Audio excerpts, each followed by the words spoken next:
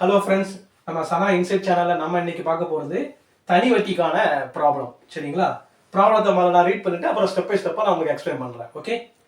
ஆண்டிற்கு 10% தனி வட்டி விகிதத்தில் ஏ என்பவர் பி என்பவருக்கு 3500 கடனாக கொடுக்கிறார். அதாவது இந்த ரெண்டு பேர் ஏ பி ரெண்டு பேர் இருக்காங்க.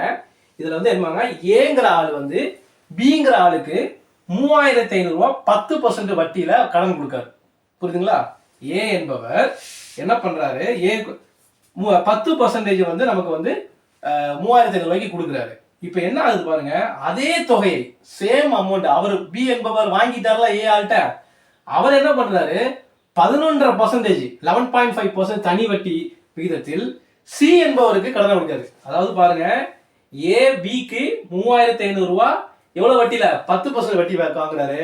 அதே பிங்கிறவரு இன்னொரு சி என்பவருக்கு 11.5% வட்டத்துல கொடுக்குறாரு. இப்ப டைம் பாருங்க 3 வருஷம்.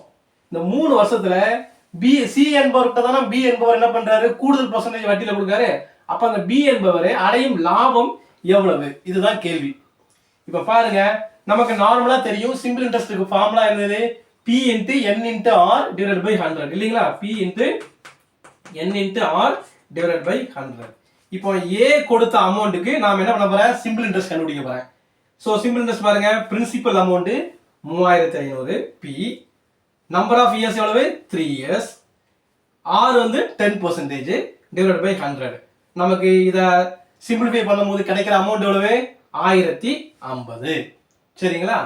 இப்போ அடுத்து பாருங்க, பிங்கிற ஆளு சிங்கிற ஆளுக்கு ஒரு அமௌண்ட்ல கொடுக்காருல, அவர் வாங்கின அமௌண்ட் பாருங்க, அதே principal amount P 3500, number of years அதே 3 இயர்ஸ், ரேட் ஆஃப் இன்ட்ரெஸ்ட் மட்டும் இங்க என்ன ஆகுது, கூடுது 11.5 டிவைடட் பை 100.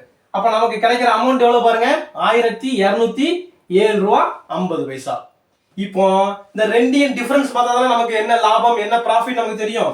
சோ ப்ராஃபிட் வந்து பாருங்க, இதுல தான் கூடுதல் அமௌண்ட் 1207 ரூபா 50 பைசா மைனஸ் 1050 ரூபா.